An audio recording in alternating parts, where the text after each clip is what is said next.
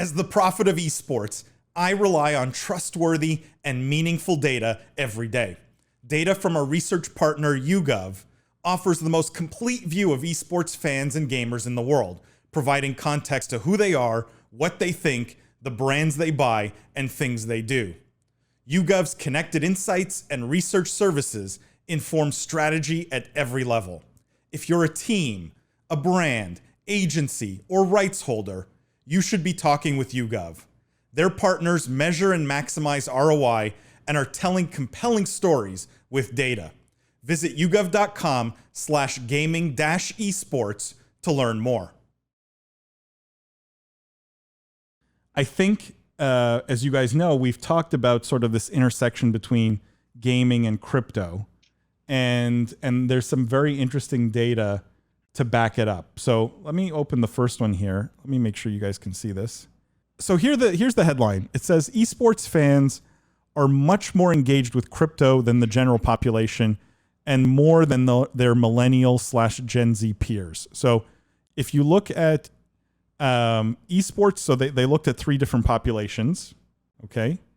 And they asked them, what percent do you use crypto? And what percentage of those populations use crypto?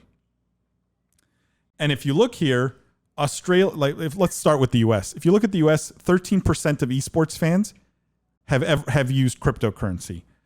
13% of 18 to 34s have used cryptocurrency, and the national average is 8%.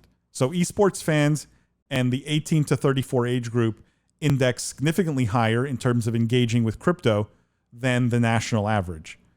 What I thought was interesting is some other countries, that disparity is even greater. Australia, 21% of esports fans use cryptocurrency, which indexes higher than 18 to 34s even, where it's only 14%, and indexes way higher than the national average, which is 9%. Is there anything here, I'm curious if you guys look at this, anything here that stands out specifically for you guys? The US is interesting. How in every other place on this list, at least, an esports fan is much more engaged with crypto than their Gen Z and millennial counterparts. But in the US, there's no change. Esports fans are the same as millennial and Gen Z. Why do you think that is, Chilrug? What's the thesis? I'm curious. Now, I'm kind of just speculating here, but maybe like in the US, like crypto is more on our radar for some reason. Maybe because of Silicon Valley. Maybe there's more conversation because a lot of the crypto stuff is happening here. This is like a lot of speculation though, but kind of what I'm grasping at. It might also be like a culture thing where it's more like accepted and people talk about it as like an accepted type of business or currency or things like that, to where like it makes sense to me. The countries I'm seeing here, I'd be like, yeah, India, US, like Australia, that makes sense. Maybe like a culture thing. I mean, is anyone shocked? To me, one of the most shocking stats here is 44% of esports fans in India use crypto. Like that's, and India has a massive esports fan population, like on the order of almost like 100 million or more, right? Probably more. I mean, that's not particularly surprising to me because their system of financial services and banking is vastly different, and there's a lot of unbanked people, and crypto can be accessed from a phone. So that actually makes a lot of sense as to why their percentages are so much higher, especially than Australia, the US, and Great Britain. Is that a big application of crypto? Is like, and I payment? Say this You mean? as like no, like as like a little bit of a crypto skeptic, and I'm sure if Greg's in the chat, he'll probably send me a message correcting me. But like, are there a lot of people out there that don't have banks that use crypto? Because I get that like in the utopia, like that's kind of like the bull case of crypto, but like to me it feels like I've read legitimate use cases where for example in countries where laws are stricter, where Muslim women can contribute to online services and be paid in crypto or things like that. So there actually is a lot of applications in developing countries, and they address a lot of different situations. And particularly, I mean, India's government isn't necessarily as unstable as other developing countries, but it's also easy to send money across borders and things like that. So yeah, there's a lot of applications in those countries for crypto. Let me just bring up the second slide here, guys, which I think is also interesting, and that is, so this one talks about esports teams specifically, and the headline here: as with any partnership, the secret to a successful crypto x esports sponsorship is brand fit with your audience / fan base. So what they asked here is this: what we're looking at here is the percentage of teams' fans who agree with the statement, "I would give up my bank account for cryptocurrency." And if you look at each of the teams, 63% of TSM's fans say they would give up their bank account for crypto, where on the other end of the spectrum, only 44% of Cloud9 fans would give up their bank account for crypto. I'm curious what you guys make of this one. I don't know if I understand the statement totally. Do we know how much crypto, or like?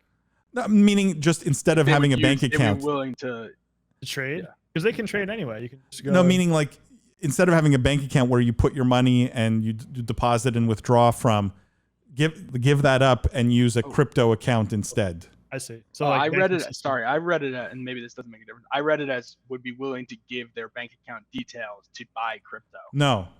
Okay, so it's like No. I'd rather not have a bank account. I'd rather have crypto. Correct. I think that just goes back. High.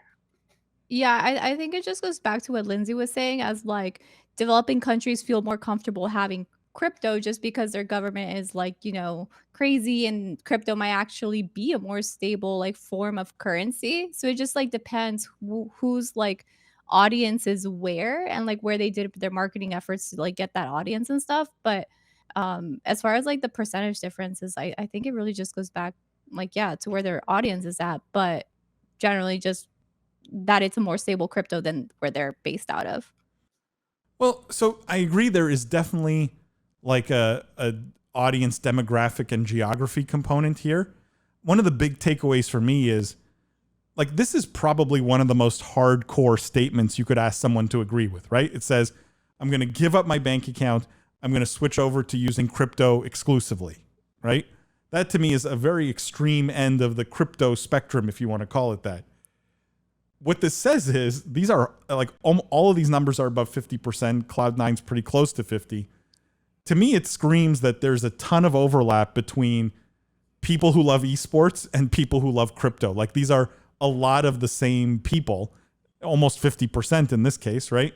And so there's a lot of overlapping interests in those audiences. I think to your points, guys, there's also other factors like, Cloud9's maybe bigger in Europe where crypto's maybe not as widespread as other places. And so, or in NA where it's not as widespread as in other places. And so that percentage a bit lower, and TSM has a bigger presence in places like India and Asia and things like that. You're absolutely right. It could be a big part of that. But I think one of the big takeaways here for me is just the overlap is massive. Like it starts to make sense why FTX and many of these other crypto companies are signing these deals. I think.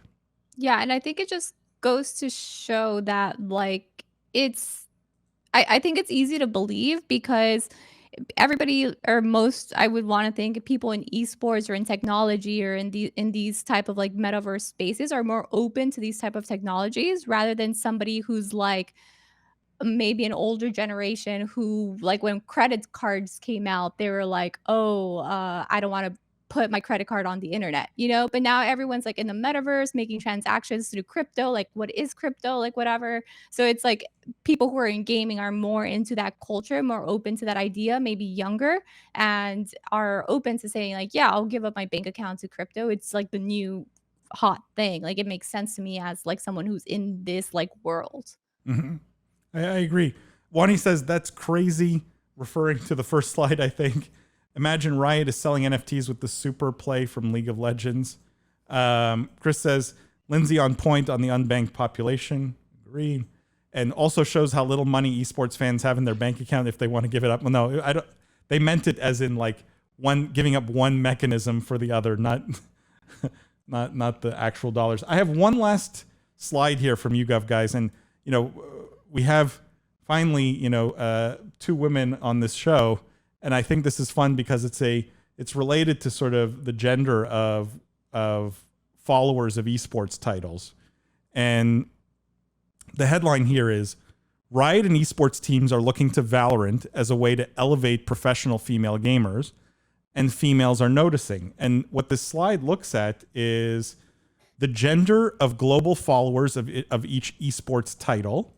Okay. And if you look, male is in orange, female's in gray here, or gray or brown.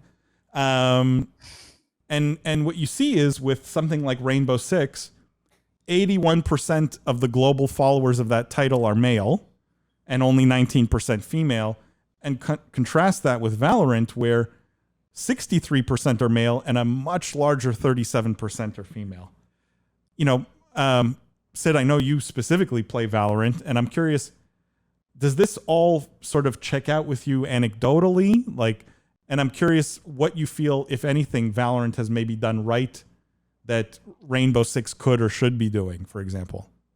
I think it has to do with the time and age in life that Valorant came out. It just came out 2 years ago, 2 years ago. It's fairly new, to where in a space where COD came out, it wasn't as open to women in gaming and diversity and all that stuff. So now that Valorant's out, everyone's like, hey, you can't talk to her like that, or hey, you need to accept her, we need women in our esports org, or those type of conversations are happening now, to where it's not, I would say it's to the benefit of Valorant having come into an age where this is the conversation in society. So it's more of societal push rather than the game itself, because there's girls who play COD, there's girls who play Rainbow Six, whatever, but it's more of they came out in the right time. I think that they're now also pushing that agenda, which is awesome. I agree completely. Timing is definitely a big part of it. I love that. Lindsay, I don't know if you have any thoughts. Yeah, that was. Or anyone else. Sid pretty much nailed it. That's exactly what I was going to say. It's a lot easier to start fresh and to start new. And there's been a big push in diversity in hiring and building better work environments in the past 5 or so years, much more so than there was 20 years ago or 10 years ago when some of these other games came out. And it's a lot easier to build a better culture from scratch than it is to change one that's been in place for a long time. So Valorant definitely set out with the right mission and made it very clear from the beginning, from when they launched, the environment that they wanted to build.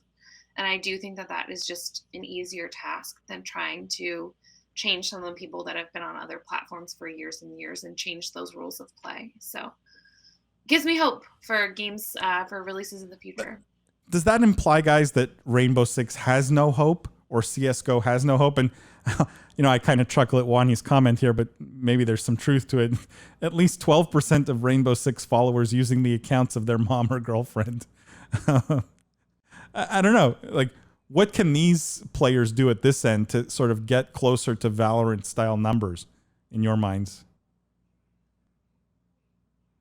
To open to anyone, by the way. Jimmy, I don't know if you have thoughts or.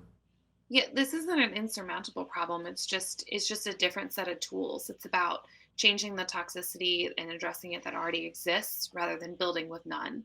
So it's much more difficult, and it's going to take a lot more active involvement rather than passive following of rules or an environment.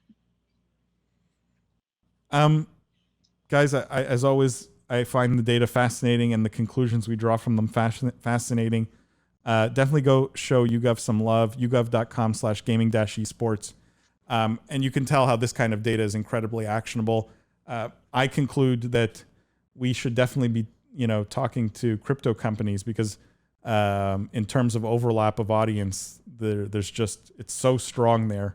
I understand now why they're spending millions of dollars trying to reach gamers. So